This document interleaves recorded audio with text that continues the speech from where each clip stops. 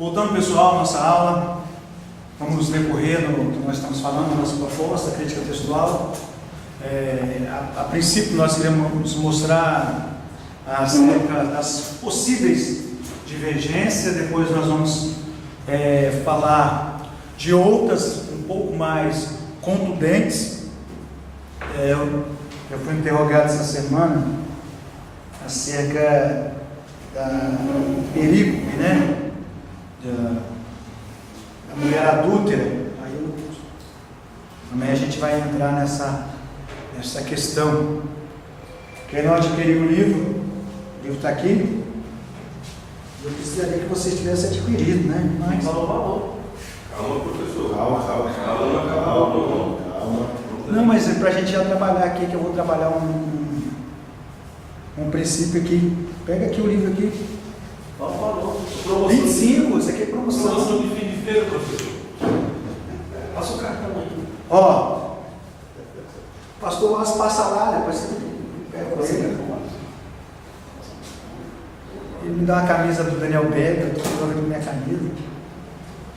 Hein? Vamos lá. Aqui, pega aqui, quem for adquirir aqui, o livro aqui, ó. Que no final aqui, na página 109, tem o glossário. Isso aqui é extremamente importante para nós que vamos estudar acerca da crítica textual, porque nós precisamos conhecer. Pegar emprestado não custa nada. Pode pegar. Tem outro aqui, ó. Pega aqui, pastor Jânio, entrega lá, pastor. Aí dentro da mochila. Pode mexer na mochila? Pode. Aí na página 109 tem o glossário. Dá um pastor também o asno. Isso aí é administração. Ah, tá. Rapaz, é o Arco Central, né?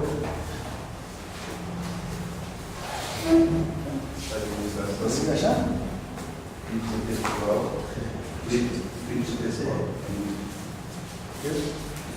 Aí nessa página 109, achou aí? Vocês acharam aí? Página 109, nós temos o glossário. Vamos aprender um pouco desses termos, porque depois que nós entrarmos um pouco mais a fundo, são extremamente necessários, né? O senhor pegou, meu irmão? Aqui nós temos o primeiro, aí é antilegomena, não querendo desprezar o conhecimento, mas ó, já viram esse termo já? Antilegomena? É feio, né? Horroroso. Mas nós vamos estudar ele. É horroroso. Antilegomena é um termo que significa contestado e aplica-se a alguns livros da Bíblia, que no período de formação do cânon foram mais difíceis de serem introduzidos, como Apocalipse, no seu capítulo de número 11, terceira carta de João, segunda carta de Pedro, o livro de Hebreus e o livro de Tiago. Então ele é antilegomeno. São aqueles que foram contestados. Quando teve a formação do cânon, esses livros não encontraram certa, como é que eu vou dizer, não foram aqueles protocanônicos, né, que a gente chama. Protocanônicos já foram de imediato. Então isso é antilegomena. A gente vai falar sobre isso no decorrer dos nossos estudos. Também tem, pode falar. O senhor acentuou bastante a questão da carta de João, carta de Pedro, e acentuou bem o livro de Hebreus e o livro de Tiago. Não, foi só Nada. Umas cartas, né? carta também. Tá bom? Vocês estão espertos. Estou aprendendo também. Tá certo. Mudou alguma coisa. Aparato crítico. O que é aparato crítico? Conjunto de sinais, termos técnicos que nos elucidarão sobre a validade das variantes do texto. O que seria um aparato crítico? Tá? Ó, aqui eu tenho a Bíblia, olha aqui por gentileza. Nist Aland, tá? Na sua última versão, ela tem a Bíblia, ela está na língua grega. E aqui embaixo, tá vendo? Vocês estão vendo aqui? Alguém consegue ver? Aí depois vocês passam aqui embaixo, aí tem aqui, ó, um alefzinho, quer dizer que é o código. Aí assim, cada sinal vai ser um manuscrito, um papiro, um códice. No caso aqui seria o códice sinaíticos, está entendendo? Então cada um vai representar. Aí tem o Sir, com um Czinho, seria o manuscrito sírio, coptucense. Então, tipo assim, cada um tem o seu desígnio, né? E depois a gente vai passar isso para vocês aí. Vou ver se eu consigo passar em PDF para vocês. Então, essa Bíblia aqui, ela já tem isso aqui, que é o aparato crítico. Deixa eu falar uma coisa para vocês. Aqui, ó. Aí, vocês têm aí na sua Bíblia de vocês? Abre aí a Bíblia de vocês. Mateus 26, isso mesmo, 26, verso 50. Isso.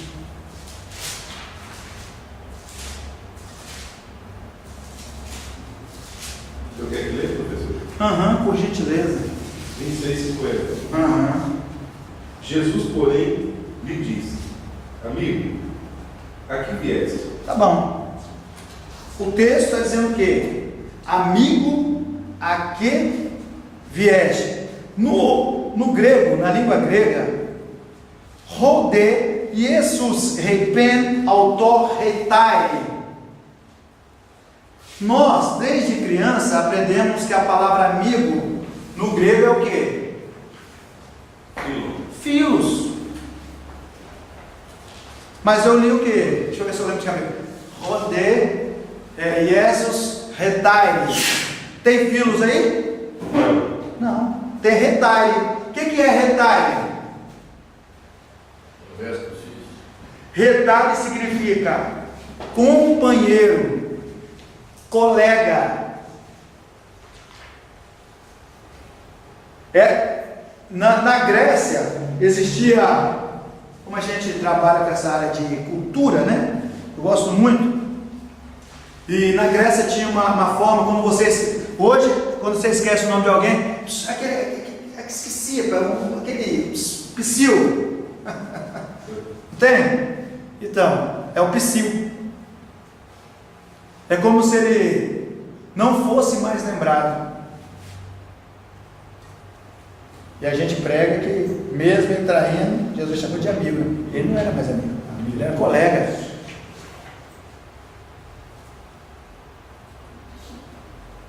Está entendendo? A necessidade de conhecer a língua original. Toda? Um dentista já. Ah, tá bom. Você não pode colocar para Então isso é o seu nunca fala. Isso é o que? É um aparato crítico, né? Outro, apócrifo, nós vamos ouvir falar também, que eu coloquei no livro. Apócrifo significa o quê? Oculto ou escondido. São aqueles livros que não foram, que não entraram na régua, que não entraram na vara de medir, que não entraram no cano. A Bíblia católica, ela tem 7 livros a mais. Eu trouxe. Pastor, desculpa, seria companheiro do cara. Sim. Colega, companheiro. O mais distante. Hã? O mais distante de jovem amigo. Sim. Amigo não.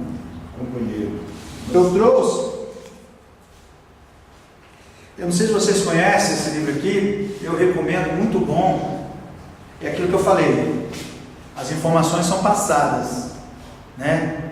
E nem tudo é real, nem tudo você tem que, não, isso é a verdade absoluta ao quadrado da hipotenusa, não, investiga. Mas isso aqui você já vai pegar, já vai ler, ó, apócrifos e pseudo. O que é pseudo? Falso. Epígrafos escritos da quê? Da Bíblia. Leonardo, tem necessidade de eu saber disso? De de eu ter esse conhecimento? Sim. Sim. Por quê? Porque aqui nós temos livros, igual o Evangelho de Tomé. Alguém já teve curiosidade de ler o Evangelho de Tomé? Aí fala, igual o menino falou para mim, eu não estou lendo nem a Bíblia, irmão, imagina o Evangelho de Tomé.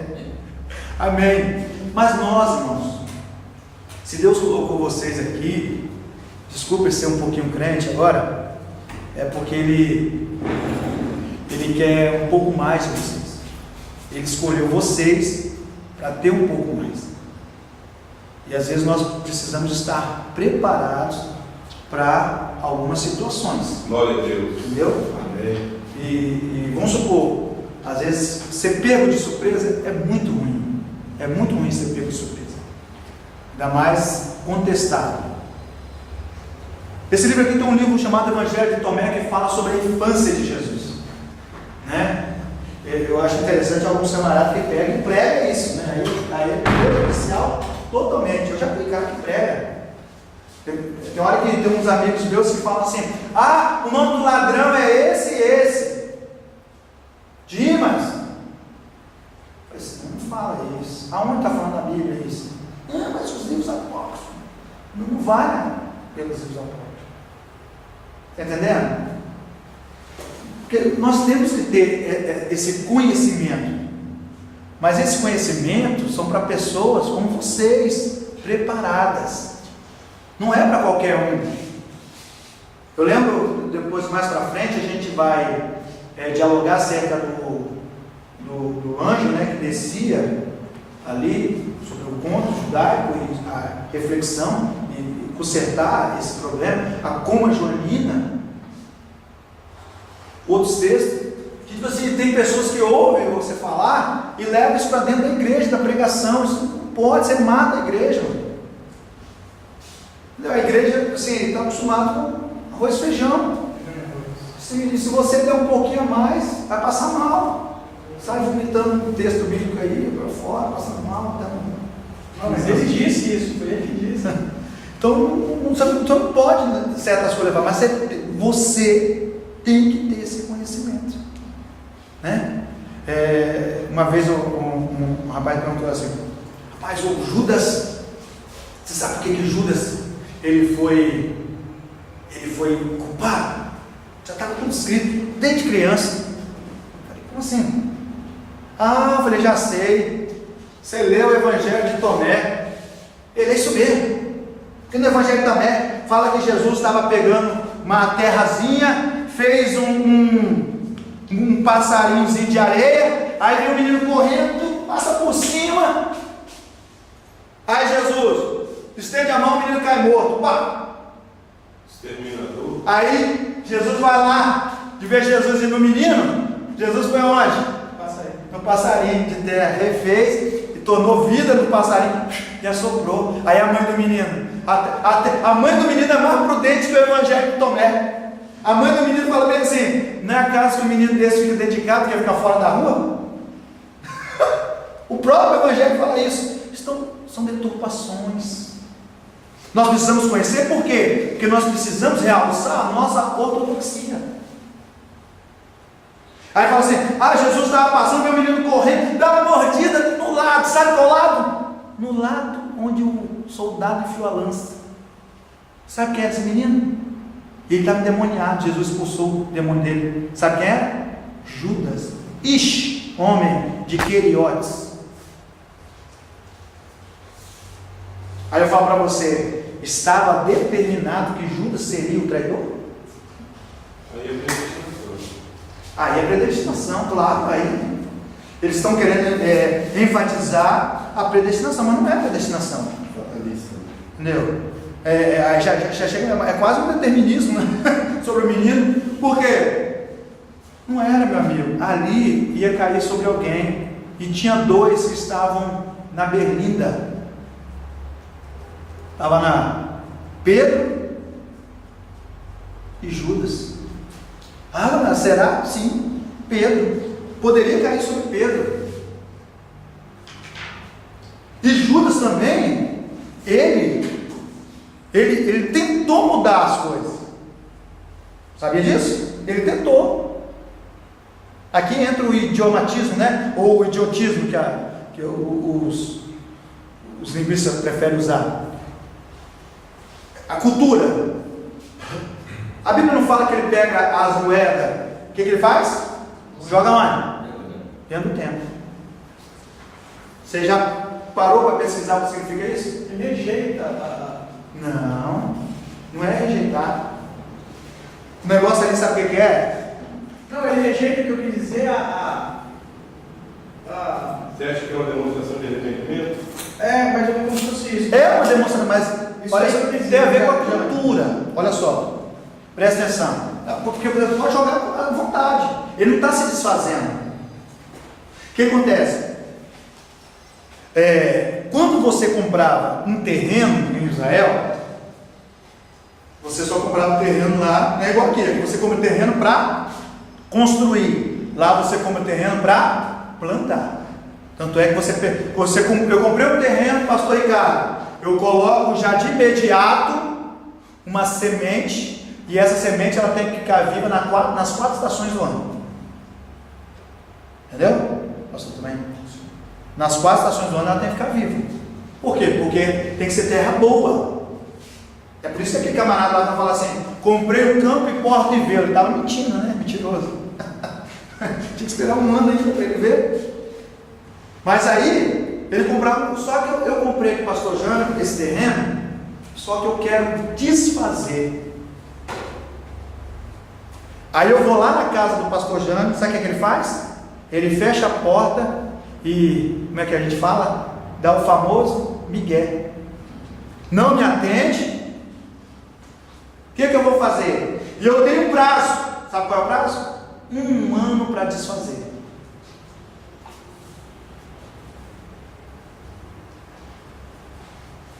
Aí chega, e eu acho que o Judas planejou há muito tempo aquele negócio ali, né? Quando eu via que o pastor Jânio não ia me atender, o tempo ia passar e ele não estava querendo desfazer o negócio, por picardia, só tinha uma pessoa que poderia desfazer o negócio.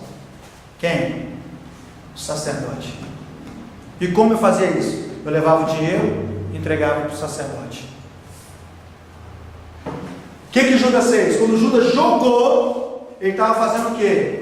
Ele estava pedindo, de uma certa forma, que o sacerdote intervisse na questão dele. Só que o problema de Judas é o problema da humanidade hoje. Já foi perdoada, mas não se perdoou. Entendeu? Já foi perdoado, mas não se perdoou. Aí ele não se perdoou, o que ele fez? Entendeu? Então é assim. Entendeu? Vamos lá. Então, apócrifos, tem vários, né? Esse livro aqui tem vários apócrifos. Tem a epopeia de Gilgamesh, que é coisa linda. A gente que precisa conhecer um pouquinho do Antigo Testamento. Tem o Didaquê, tá? Didaquê é um escrito dos apóstolos. Eu tenho um livrinho, um livreto. O livro de Melquisedeque, Martírio de Isaías, narração do dilúvio de Gilgamesh, testamento de Abraão, Assunção de Moisés, o livro de Enoque, Judas 14, 1,14, né? O nome dos anjos. Destes também profetizou o 7º depois de Adão. Eis, Enoque, eis que vejo o Senhor humilhado de seus santos. Ixi. E aí? Fala para mim. Ele está citando o apócrifo. Hã? Ele está citando o livro de Enoque. Aí tem um problema, pastor. E Se eu falar isso, eu entro na verdade, eu não, numa redoma. Eu não estou afirmando, eu estou perguntando. Ah, tá. Torá. Eu penso que o livro de Enoque realmente ele pode ter existido, sim. Porque a sua vida, ele só de cena no ar. Torá, isso aí. Torá, de cena no ar.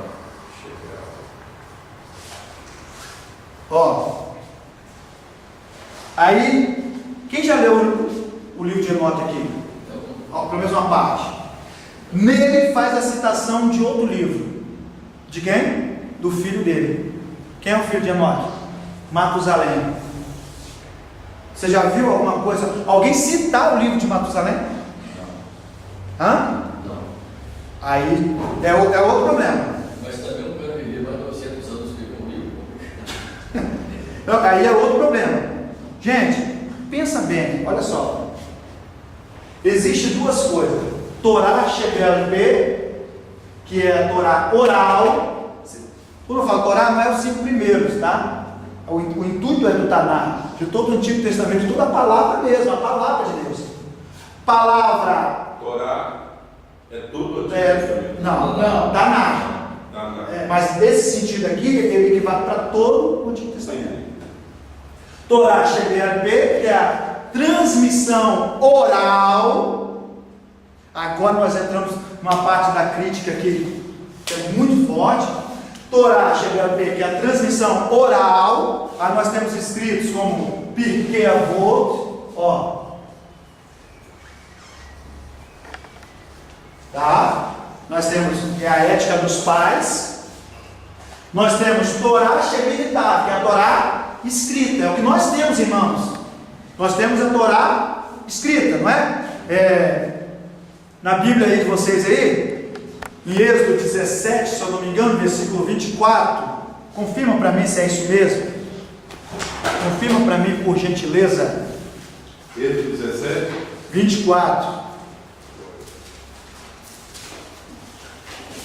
Não, nem Êxodo 17,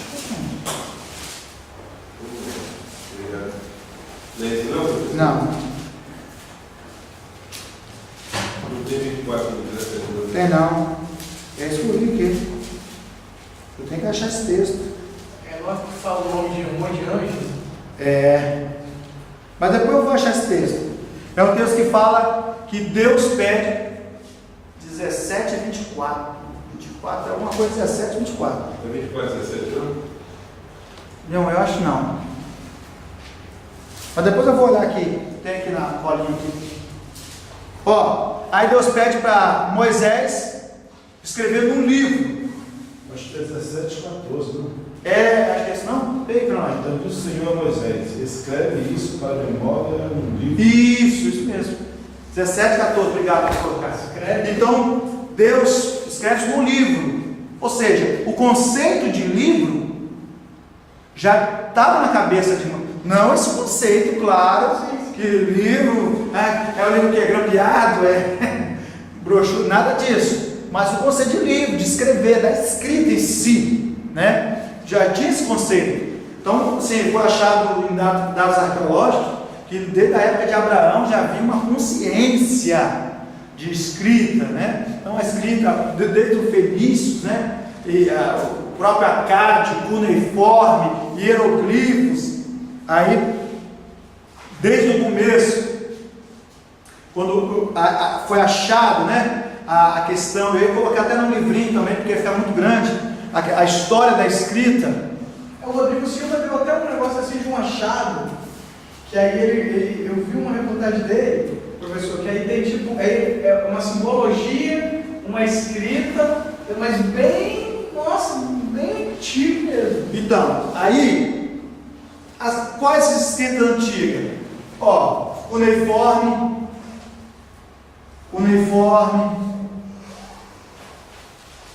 existia o acádio, e a terceiro lugar, uma das mais antigas, qual? Hieroglifos. Isso eram as formas de escrita antiga. Aí, Napoleão Bonaparte, ele fez uma viagem até o Egito, e lá ele encontrou uma pedra. É isso aí que ele falou. Chamada Pedra de Roseta. Isso aí, foi essa reportagem, é isso aí que eu vi dele, professor. Pedra de Roseta. Isso aí. Foi na cidade de Roseta, Pedra de Roseta.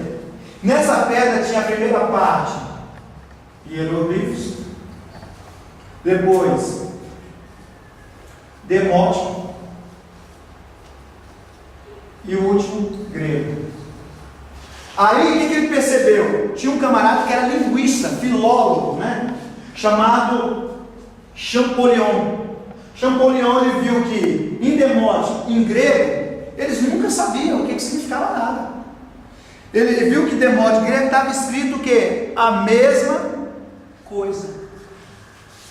Aí ele já associou, ou seja, a pedra de Roseta foi a chave para o conhecimento do hieróglifo. Aí, um exemplo.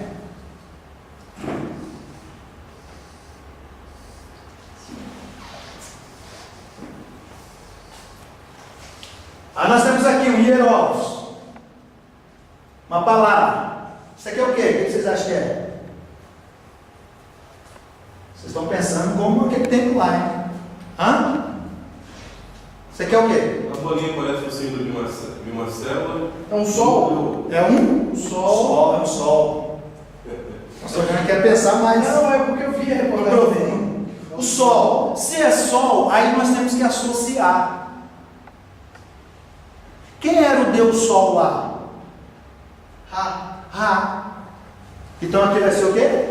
Isso aí, né?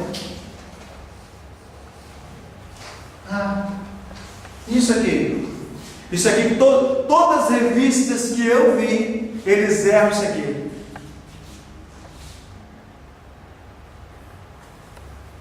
É um M? Não. É aí que eles Eu quero erram. falar a palavra. Oi. Aí que eles erram. Não, aí que eles erram. Todas as revistas, livros, eles colocam como um M aqui.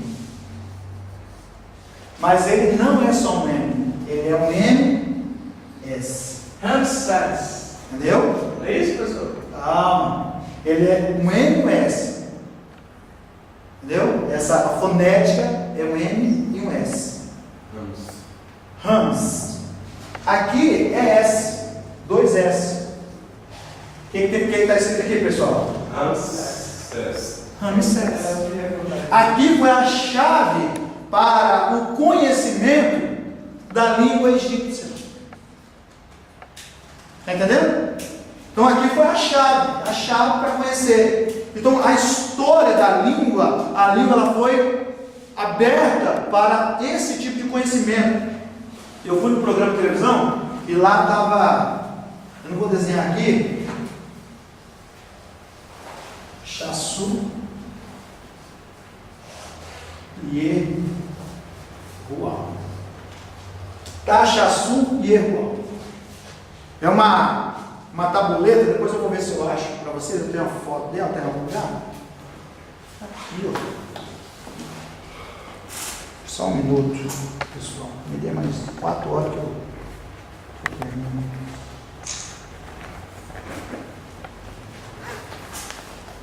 Eu também gosto muito do Rodrigo Silva, viu, professor? Esse aqui eu aprendi com o antigo Flammarion, é o único que falava essa língua no Brasil. Hieroglifos. Aí depois ele faleceu, eu aprendi com o Moacir, que é um discípulo dele. Hoje eu sei transliterar, dá para transliterar e escrever. Aqui nós temos a estela de Merenptah. Foi achada em Sotef, no Egito. Merenptah III. Se você for olhar aqui embaixo, aqui nós temos, tá vendo? Um riscozinho. Aqui nós temos um risco com uns pauzinhos, um bichinho, um galozinho, parece. Aqui 2, outro bichinho aqui. O que seria isso? Isso aqui é o que eu escrevi aqui. Tá, Chassu e Erru. O que significaria isso, Leonardo? E qual a importância disso para nós? Olha só, esse tá aqui significa território.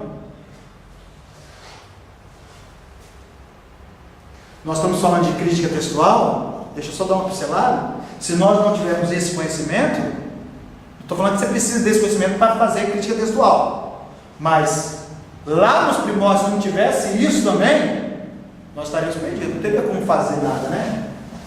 Ó, tá é território, Chassu é semitas ou estrangeiros. Tanto é que eles chamavam os Ixos de Chassu, porque os Ixos eles têm a descendência semita. E Errual, você acha o quê? É uma abreviação de qual nome?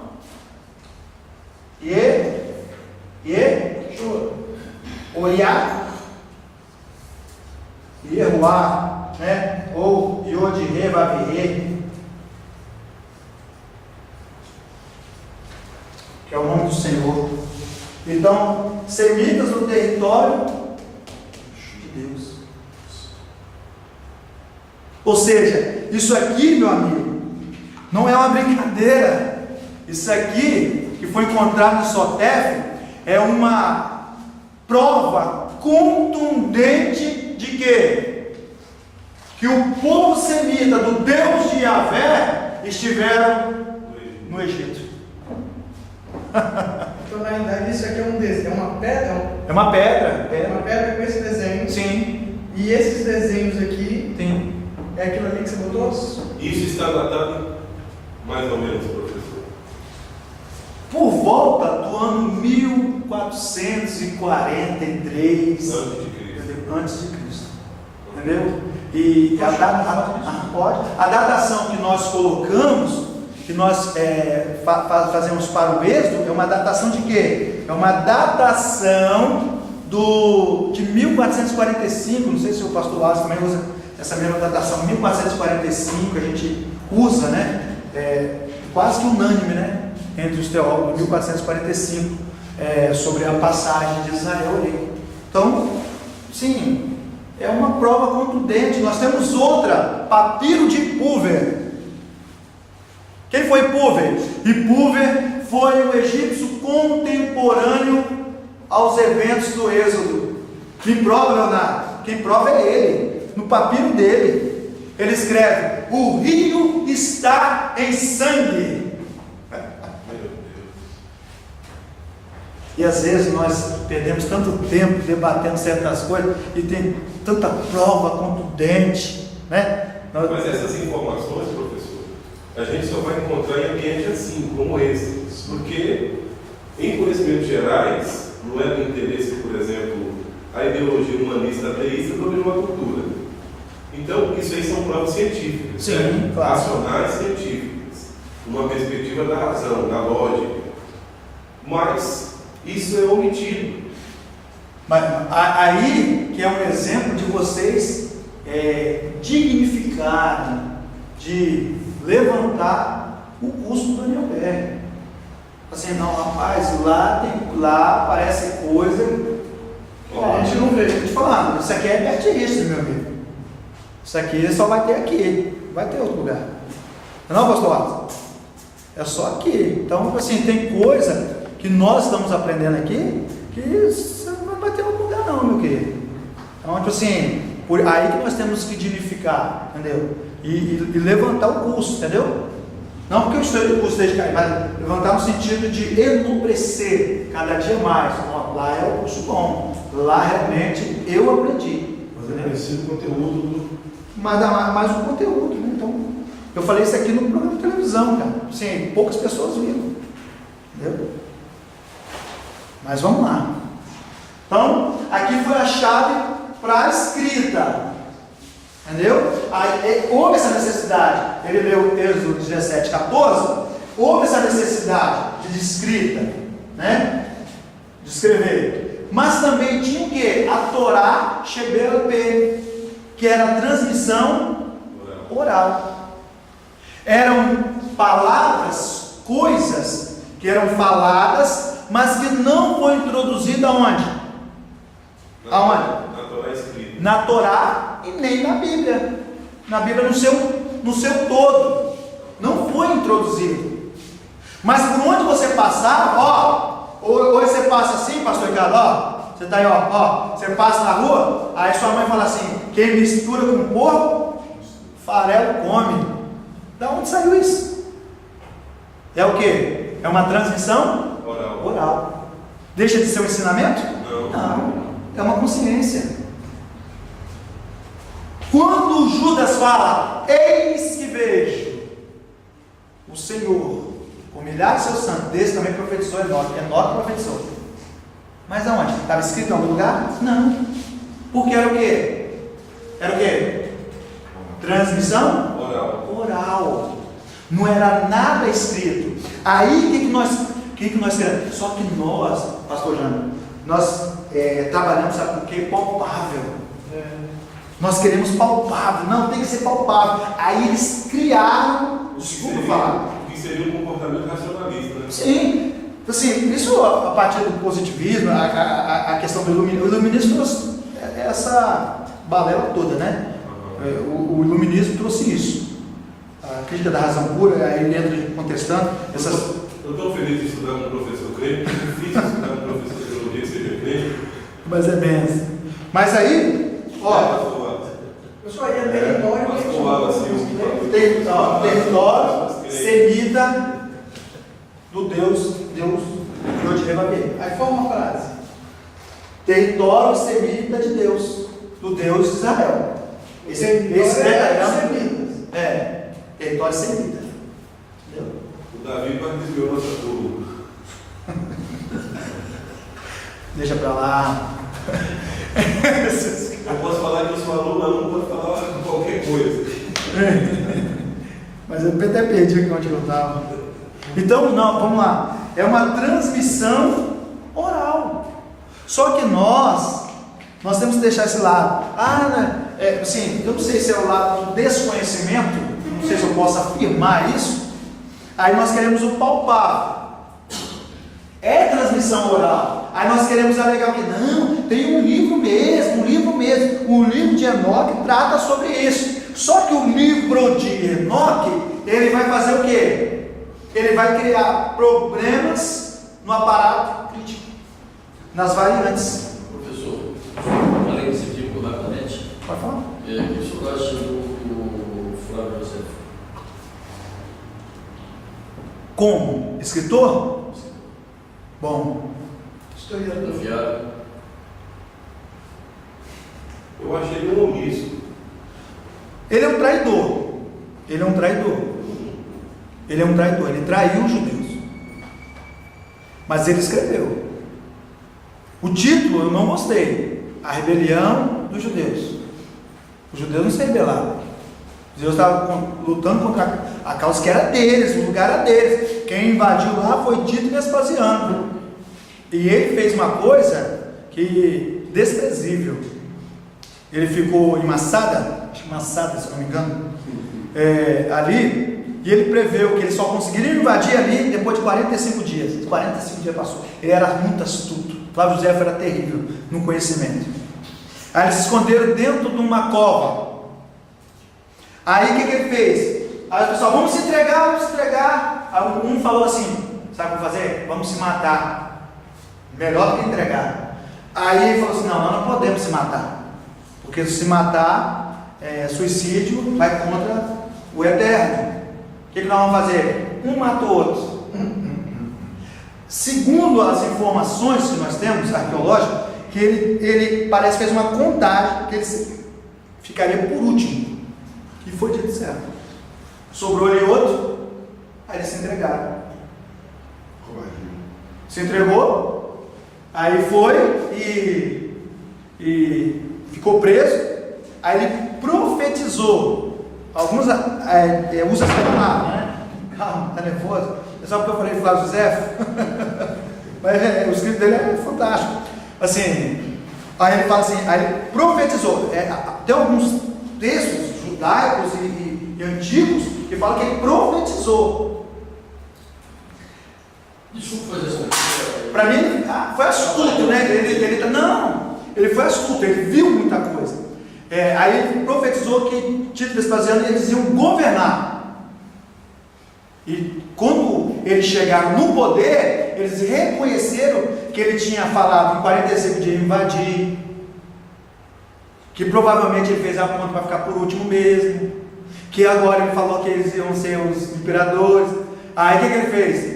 Libertaram ele para ele escrever a história que nós conhecemos como história dos judeus, mas não seria a história dos judeus. Mas sobre História dos romanos. Sobre a tutela de Roma. Sim. Sobre a ótica de Roma. Sobre a ótica de Roma. Pois é. Mas aí ele escreve com veracidade, ele fala de um tal Jesus que sofre, um camarada que é sofredor, sim, Mas não só ele, Plínio, Suetônio, todos esses camaradas vão falar de um Jesus histórico. Jesus, quem falar que Jesus não existiu, pelo amor de Deus, não tem como. Os dados são fantásticos.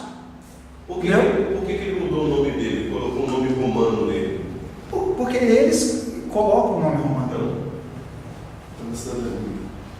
Pois é, então. Ele assume um lugar e um partido que não é dele. Meu amigo, você é azul, você foi pro PT, você vai vestir vermelho, É o né? capitão Bolsonaro mesmo. Aqui, gente, se os irmãos me permitem, não sei se vocês... Não, desculpa, foi só uma curiosidade. Mas a pergunta enriqueceu todos nós, meu irmão. Obrigado. Ok, isso posto, queria, se possível, eu gostaria, só por causa do nosso tempo, eu dei uma olhada aqui exatamente no nosso material, e aí tem coisa boa para a gente falar, e seria muito importante, pastor, se o senhor pudesse, nós pegássemos essa via aí da crítica bíblica. Estou vendo que está na introdução, né, da crítica bíblica. Nós já estamos fundando de algum horário, depois da tarde nós temos só mais 2 tempos, mais ou menos 1h30, e aí entrar essa questão da crítica bíblica, depois passamos pela essa questão dos problemas dos maçoretas, crítica bíblica, problemas dos maçoretas, depois falássemos um pouco sobre a questão Idiomatismo, cultura. Sim, falasse também sobre a questão dos textos originais, falar os textos existentes, a importância deles, os textos recebidos, né? Falasse isso, depois trouxesse para os nossos dias um pouco sobre a diferença de um texto original para o outro, né? Porque tem Bíblia que se baseia, versículos, Então, nós vamos abrir aqui. versículos que faltam nas traduções. É porque assim, o que acontece? Porque falta isso, e isso implicaria em doutrina ou não, isso, a formação do cano, né? Estou vendo aqui uma parte muito bacana sobre a formação do cano, a questão do Novo Testamento, os livros que foram, por que eles foram colocados, essas coisas assim. Então, uma vez que também está no livro, e seria muito importante nós aproveitarmos esse tempo para fazer. Vamos lá, não, mas é isso mesmo. É porque a gente está pegando o gancho do final, muita coisa no final, depois a gente vai fechar num só. Mas essa introdução é importante. Sim. Então, após a construção, vocês entenderam aqui o porquê, pessoal? Por que que ele fala isso? Agora sim, vocês vão saber responder. O texto de Judas ali está dizendo o quê? Por causa do livro de Enoque? Não. Ali é uma transmissão oral. Essa informação é muito importante. Claro, isso aqui é o sim. Você não. Deixa eu perguntar, quem mais defende a ideia da transmissão oral a nível de escritor? Por exemplo, o irmão, e mais quem? Junto contigo. Eu creio que grande parte da nossa ortodoxia, ela defende a transmissão oral. Mas eu estou para dizer que poucos conhecem essa questão, porque tem que se aprofundar um pouco mais. Mas os que conhecem a questão da transmissão oral, do Torá Sheberape, Torá Sheberitav, eles sabem que é uma transmissão oral. Porque senão, nós caímos. Se estivesse fazendo um trabalho acadêmico, qual fonte que poderia citar, por exemplo? Nós temos muito, o próprio Daniel Wallace, que ele é a maior nome na área de língua grega, escreveu vários artigos nessa linha, dessa forma. Certo que a área dele é grega, né? Mas aqui nós temos também David Stern, que fez aquela Bíblia judaica. Ele é um judeu messiânico. E o messianismo dele é um pouco diferente do judaísmo messiânico que tem por aí à volta. É um judaísmo quase cristão mesmo, é um negócio bem interessante. As pessoas, como você está escrevendo, nesse sentido de apoiar a ideia de Enoque não ser o apócrifo e sim a tradição oral. Sim. É isso? Sim. E outra, questão da ortodoxia, quando nós pegamos a ortodoxia, como que a gente vai pegar e a gente não vai trabalhar a questão da ortodoxia? O que diz a ortodoxia? Quando fala que Enoque fez isso, você está dando o quê? Uma certa veracidade a Enoque.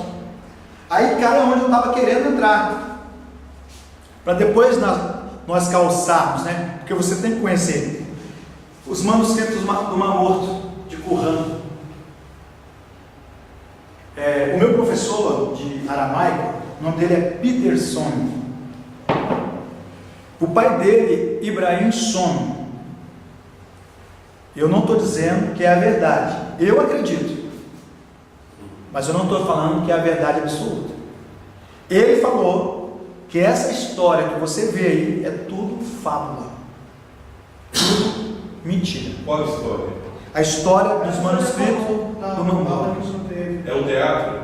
Ele falou assim que como subir na cabeça. falou assim, porque ele fala assim que você olha a caverna, principalmente a primeira caverna, calma. Aí você vê aquela caverna, aí fala que uma ovelhinha subiu ali, aí foi tacar a pedra. Como é que ela subiu? Não tinha, impossível. Se você for olhar a caverna, não tem como ela subir lá mesmo. Para passar o que ali? Não tem mato. Eles eram ladrões, né? Beduínos. Segundo o pai dele, que era da igreja síria de Jerusalém, o pai dele era da igreja síria de Jerusalém. Em alguns documentos você vai encontrar o nome dele, Ibrahim Son. Sim, não tem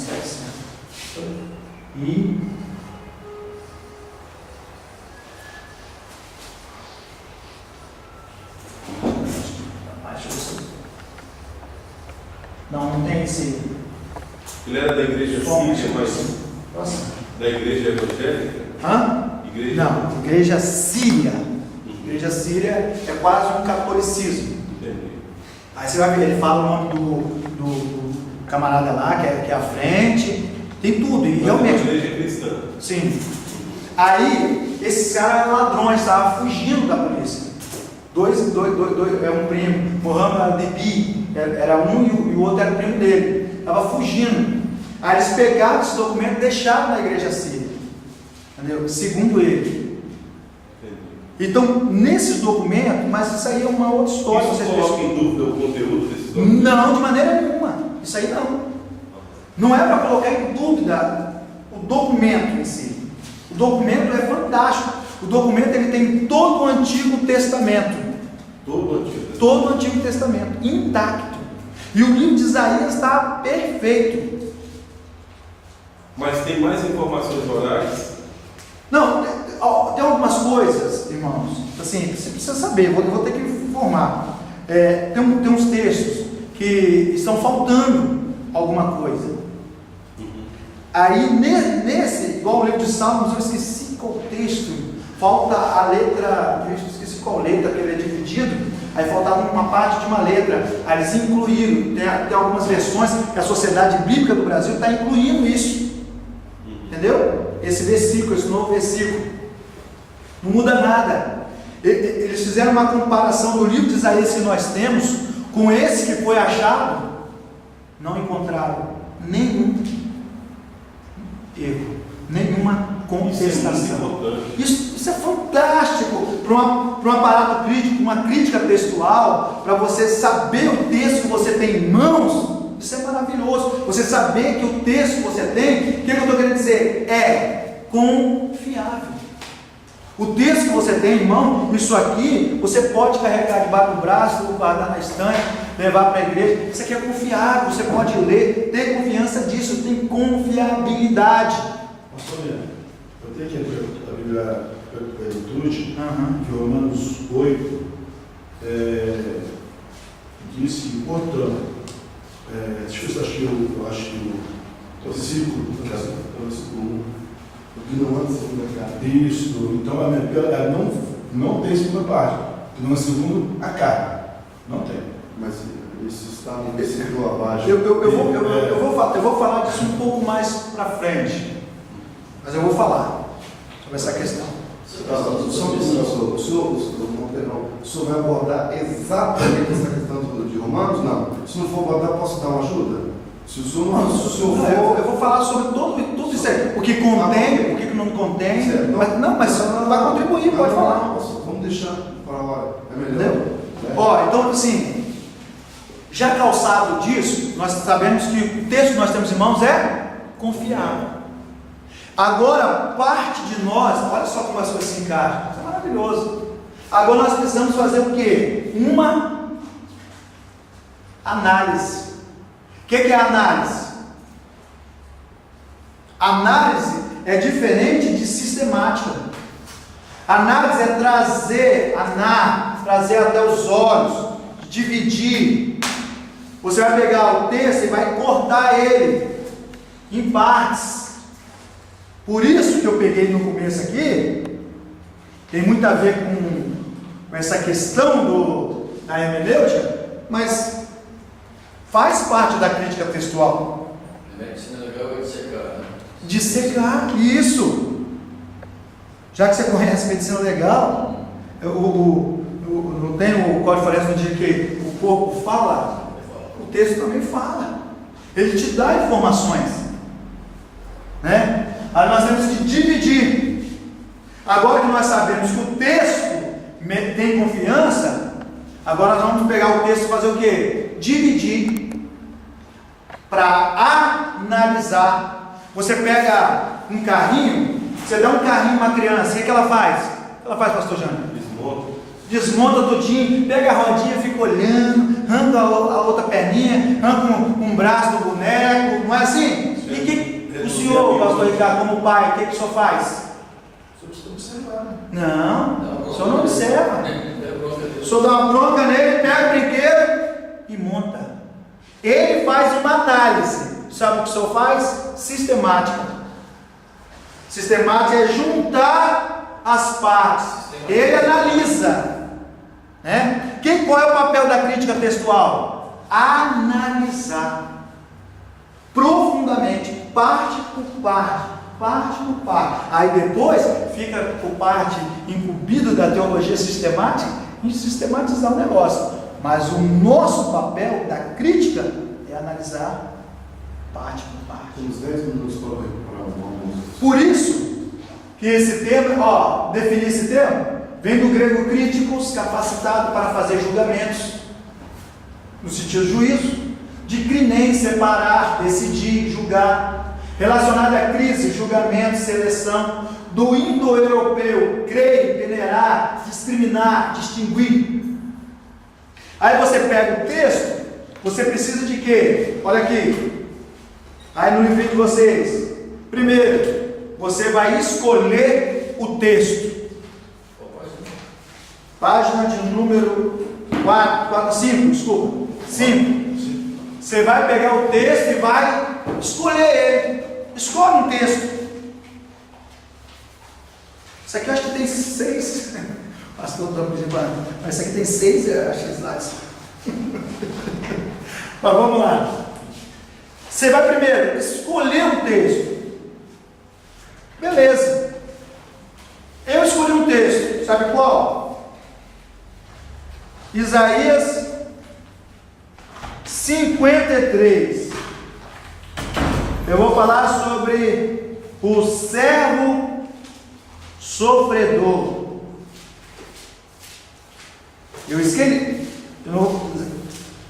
Eu vou falar sobre o servo sofredor. Aí eu preciso estudar, ou seja, analisar as informações que tem sobre o servo sofredor. Aí o segundo passo eu vou fazer o quê? Delimitação da perícope. Alguém já estudou isso? Delimitar a perícope? Também não. O que é delimitar a perícope? É você colocar, ou você saber onde começa e onde termina. Nós não temos aqui no coração, ele é dentro de uma bolsa, vocês sabem disso, né? Dentro de uma bolsa chamada pericárdio, que envolve, é aquilo que envolve. Então, delimitação da perícope é onde começa e onde termina.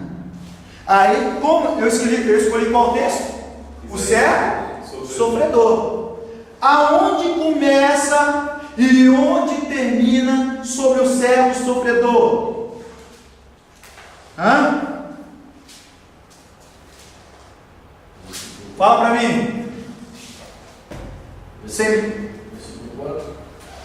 Começa no versículo 13 do capítulo 52. Parabéns. Se você for delimitar esse texto, ó, isso é crítica textual, tá?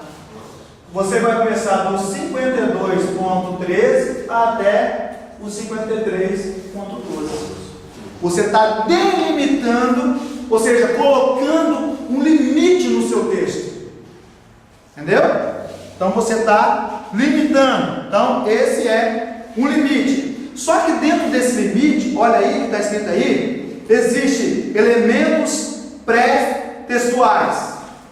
O que são elementos pré-textuais? Chamado de diacronos. Dia, através. Cronos, tempo. Através do tempo.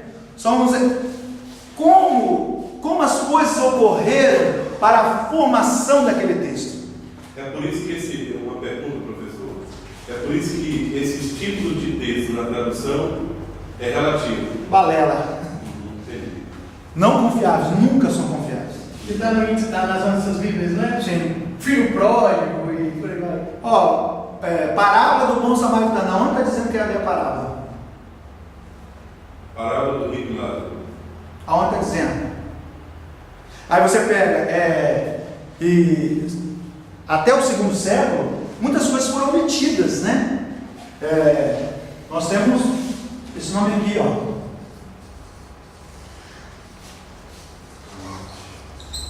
Neo. Sabe quem é esse aqui? O rico. Ele tem um nome, Onomate Neus.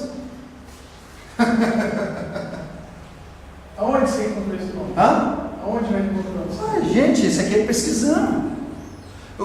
Todos os maiores, principalmente o maior nome da crítica textual no Brasil, quem é? Wilson Paroski. Se você pegar a literatura, depois a gente vai trabalhar a literatura dele. A literatura de Wilson Paroski. Uma aula dessa não podia se limitar no dia. Paroski, esse camarada é o maior nome. Aí eles pegam, eu acho interessante que eles pegam e descem a lenha. Ó, aquele texto, eu já estou adiantando, aquele texto, Mateus 28, verso 19. O que diz? Mateus 28, verso 19. Pode ler? Pode. Mateus 28, 19 está escrito assim: portanto, ide, ensinai todas as nações, batizando-as em nome do Pai, Do Filho e do Espírito. aqui está, do Pai e do Filho e do Espírito Santo. Aí, o que eles fazem? Não, esse texto ele foi acrescentado, porque esse texto não existe. Aí, peraí. Uma coisa, pessoal, é o texto estar em análise. Outra coisa é ele ter aparato crítico. Ou seja, ele pode significar ou ele dá margem para outras coisas também. Ou seja, ele está sendo analisado. Ele está sendo julgado. Como ele está sendo julgado, às vezes ele pode aparecer o quê? Em colchetes. Isso não é o caso que esse texto não exista na Bíblia. O povo é terrível, o povo é 8 ou 80. Às vezes ele pode estar sendo analisado, mas não. Aí numa entrevista, o Wilson Paroski, né? Ele é adventista, infelizmente, mas ele deu uma entrevista, em crítica textual no Brasil, ele é o maior nome, né? Todas as faculdades trabalham, ETAD, trabalha com o livro dele, todos trabalham. Então ele pega e vai falar assim uma entrevista naquele programa Vejam Só. Ele diz assim, que todos os manuscritos que foram achados, foram encontrados essa perícope. Mateus 20, 19. Como é o nome do homem? Aqui, ó, Wilson Barossi. Se alguém tiver, depois eu passo para o pastor o livro dele, Crítica Textual. A gente vai trabalhar aqui depois. Aí passo, tem aqui PDF. Entendeu? Aí ele vai falar que todos os manuscritos que foram achados tem essa perícope. Aí você vai falar, mas quem fala que não existe esse texto? Eu vou pegar os textos aqui e vou mostrar para vocês assim, ó. Esse manuscrito continha? Não, esse não continha. Mas esse continha, esse continha, esse continha e esse continha. Aí nós temos alguma legalidade, pastor Jânio, os irmãos aqui, ó, pastor Ricardo, nós temos alguma legalidade em falar, não, se está em análise, não existe esse texto. Não temos essa legalidade. Se ele não encontra em alguns manuscritos, ele pode se encontrar em outros. Um dia eu estava conversando com o Ruth Zimmer. Ruth Zimmer Isso também, professor, assim, desculpa a minha ignorância. Pode falar. Tá? Isso também realmente tem que ser, a informação que a gente está recebendo, a gente tem que ser bem cautelosa para não, né, porque isso pode, por exemplo, pode desconstruir toda uma cultura cristã que os nossos antepassados vieram e que as pessoas nunca ouviram falar do que nós estamos falando aqui. É porque Aí vai falar, você é mentiroso, né? Ó, isso aqui é por causa disso aqui. Nossos pais vieram até aqui. Você não, você mergulhou. Existe uma diferença entre você andar e você mergulhar. Você chegou até no beirinho da praia com frio, ai meu Deus. Você volta. O frio que está fazendo. Mas tem gente que mergulha. Vocês estão mergulhando. Então por isso que vocês conhecem mais. A obrigação e a autoridade está sobre vocês. Mas vamos lá. Então, não sei, pastor, se é o momento de falar sobre os textos recebidos e os textos tardios. deixa eu só terminar essa questão. Então, delimitação. Então, primeiro, diacronia, aquilo que vai formar o texto. Depois, sincronia. O que levou? Um exemplo disso? Qual é o exemplo? Assim, o texto está ali, não é tão usando assim não. Ó, gente, um exemplo de diacronia. Vamos usar o exemplo. Qual o nome? Diacronia. Diacronia, elementos pré-textuais. Sincronias, elementos pós-textuais. Já usamos muito essa expressão diacrônico. Aí você pega Evangelho segundo escreveu Lucas. Um elemento diacrônico aí. Diacrônico? Evangelho segundo escreveu Lucas. Seria uma informação extra-bíblica? Uma informação da biografia de Lucas? Sim. Era médico, alguém disse que estudou lá na cidade egípcia de Alexandria e que depois, atraído pelas informações de quem? Não, mas ele se baseou em quem para escrever? Informações extra-bíblicas. Não, mas de quem? Quem foi o seu tutor ali? A escola de Alexandria? Não, tutor dele, de Lucas. Paulo. Aí, por isso que é chamado de Evangelho Paulino. Já Marcos é chamado de Evangelho Petrino. Isso são elementos pré-textuais, antes do texto, para você construir aquele texto, para ver como esse texto foi construído. Isso é crítica. Exatamente, pastor. Quais são as muito importante uma situação que isso não permite. Quando a gente fala de diacronia, você entender o diacronismo em termos de crítica textual é fundamental. Vou dar um exemplo aqui. Fique à vontade. Dar um exemplo. Isso acontece muito, a diacronia acontece muito no Pentateuco. Tem muita diacronia no Pentateuco. Porque o Pentateuco ele foi escrito diacronicamente. Foi escrito por Moisés depois que tudo aquilo aconteceu. Então, ok, então vamos lá. A Assembleia de Deus do Aribiri, ela está aqui.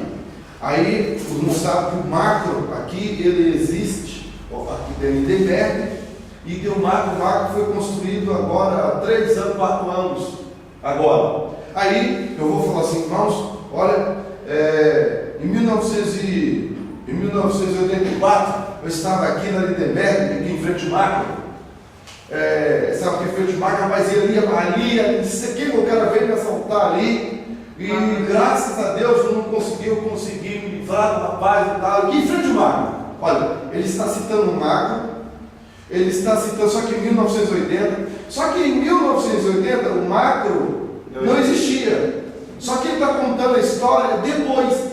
Por isso, então, ele está citando o macro, porque hoje ele está apenas citando o macro para você se situar, ok? Então, o que o pessoal da crítica à Bíblia faz? Isso acontece muito no Pentateuco, quando tem cidades que elas só existiram depois do acontecido, por exemplo, a guerra dos 5 reis. Aí ele vai citar ocasiões que na época daquela guerra não existia. Mas Moisés está contando isso depois.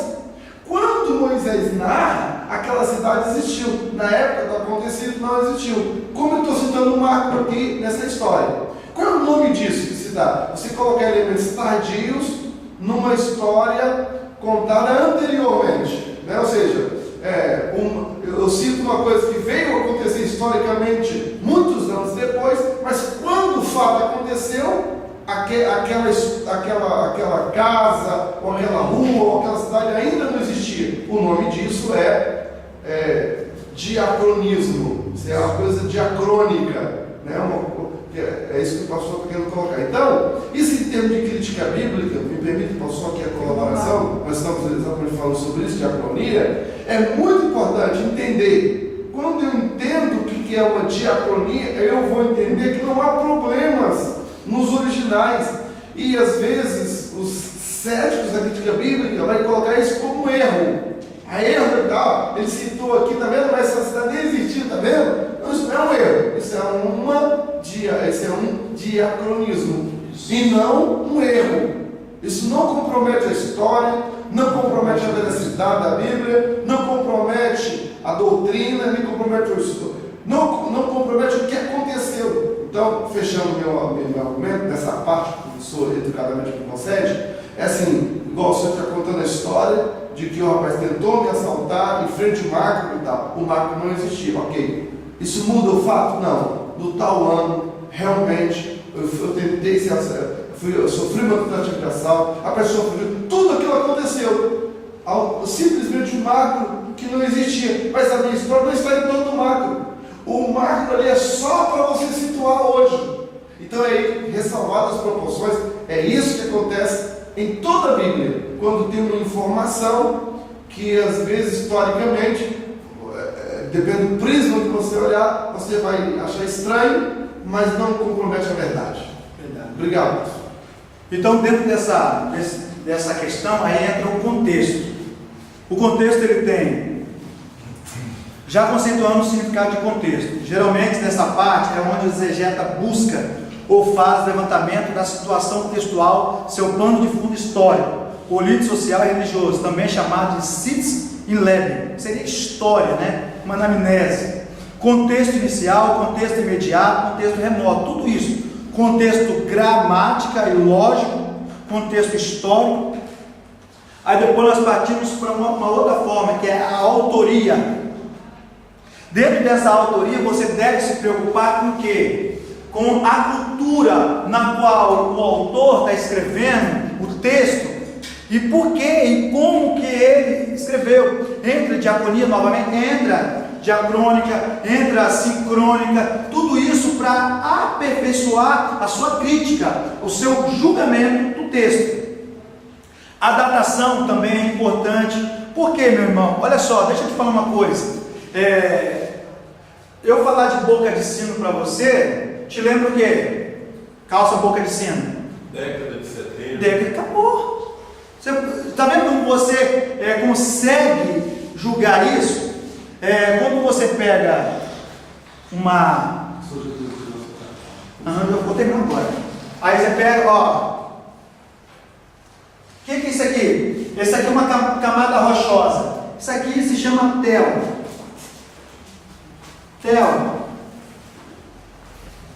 Cada negocinho desse, você já viu? Igual a chapada da Diamantina? Já viu? Não tem assim umas partes assim, parece que foi uma colocada em cima da outra? Então isso é um tel. Cada negocinho desse tem uma informação, é uma história, é um tempo a ser passado e a ser estudado. Depois tem os destinatários. Quando você estuda o destinatário, você principalmente vai ter relevância às cartas. Para quem que foi, por que foi. Entendeu? Tem a análise morfológica do texto.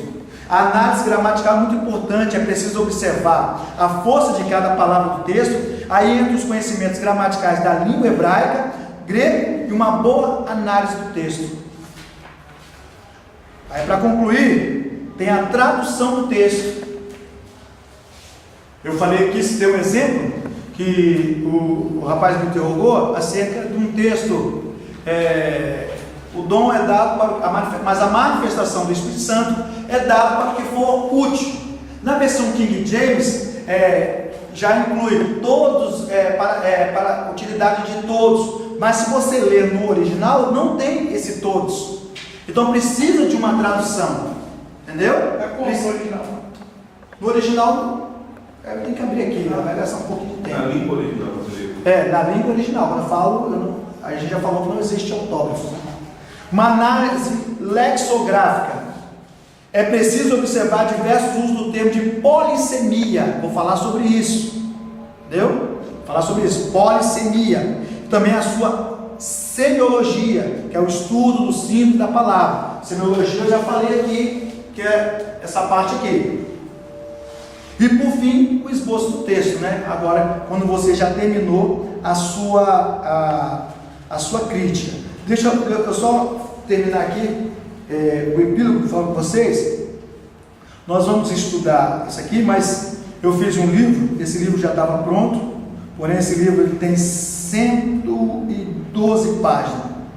É impossível eu falar tudo desse livro hoje, entendeu? Não tem como. Esse livro é de crítica textual. Entendeu? E esse é um deles, né? Eu estou vendo que você botou um negócio aqui que me chamou a atenção, do tem leproso, Simão. Tem outro, então, isso aí é quando a gente for falar sobre polissemia. Aí vamos falar no tempo que vem. Aí a gente já entra mais a fundo sobre a alta e a baixa crítica, né? Que é a continuidade desse acho que eu fiz 10 só slide aqui para a gente trabalhar. Mas aí a gente trabalha mais os textos e a questão do livro de Wilson Paroski, que é Crítica do Novo Testamento. Ok, pessoal?